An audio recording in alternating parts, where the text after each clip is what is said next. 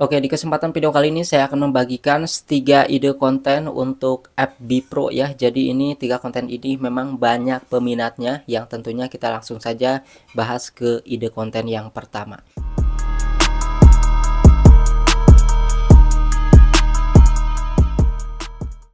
Jadi untuk yang pertama di sini adalah mengenai konten perjalanan. Nah, konten perjalanan ini kalau teman-teman lihat ya di FB Pro itu banyak banget orang-orang yang memvideokan tentang perjalanan mereka, jalannya itu ke kampung mereka, ke pedesaan itu kayak gimana. Nah, ataupun juga misalnya rumah kalian dekat pesawahan itu bisa divideokan. Biasanya penontonnya itu banyak banget dari luar kota. Apalagi yang dari luar kota itu mereka kangen ya suasana di kampung ataupun suasana di rumah orang tua mereka saat di desa ataupun di kampung, itu pasti mereka bakalan menonton video-video yang seperti itu. Ataupun perjalanan ketika kita mau ke rumah kita lewat jalannya yang berkelok ataupun unik. Nah, biasanya video-video yang jenis perjalanan seperti itu ataupun keadaan suasana desa yang asri dan sejuk ya, masih hijau, itu banyak banget peminatnya, dan peminatnya biasanya dari luar kota. Jadi itu adalah salah satu konten yang bisa dijadikan inspirasi ataupun pilihan juga.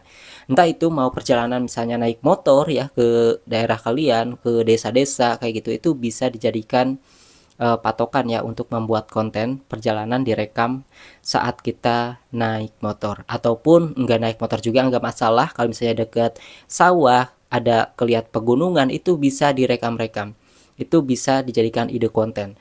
Dan tentunya video tersebut kan original ya, pasti bakalan diterima monetisasi oleh FB Pro. Dan usahakan juga perlihatkan wajah juga ya sesekali agar itu terdeteksi bahwasanya itu adalah konten kalian sendiri, biar gak dicuri orang ya.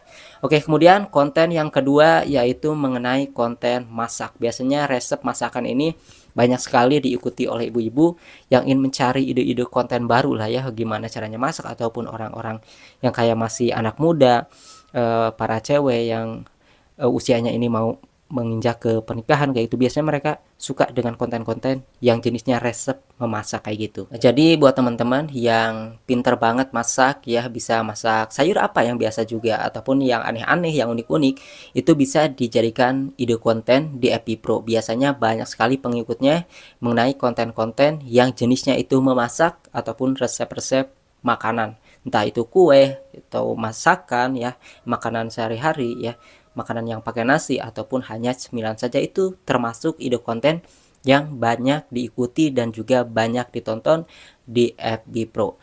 Kemudian ada juga konten yang ketiga, yaitu adalah konten mengenai reaction ya, reaksi video. Jadi reaksi video itu kita mereaksi video-video lucu yang menghibur. Jadi usahakan tampilkan gambar yang kita reaksi di ataupun video yang kita reaksi, entah itu foto ataupun dalam bentuk video yang lucu-lucu, itu kita reaksi ya. Dan usahakan kita ketika mereaksi video tersebut itu harus tampil di pinggir layar ataupun kecil di pinggir layar.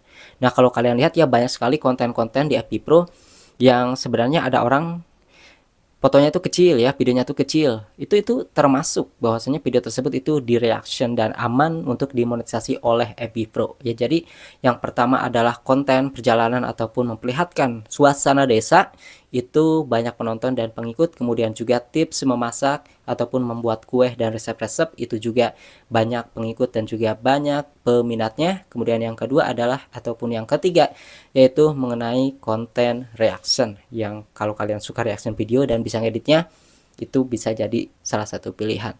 Tapi kalau misalnya yang tidak pintar-pintar ngedit banget, itu biasanya ya dari konten perjalanan ya, memperlihatkan suasana kampung, desa ataupun juga pesawahan, itu adalah salah satu cara yang paling mudah menurut saya untuk dibuat konten.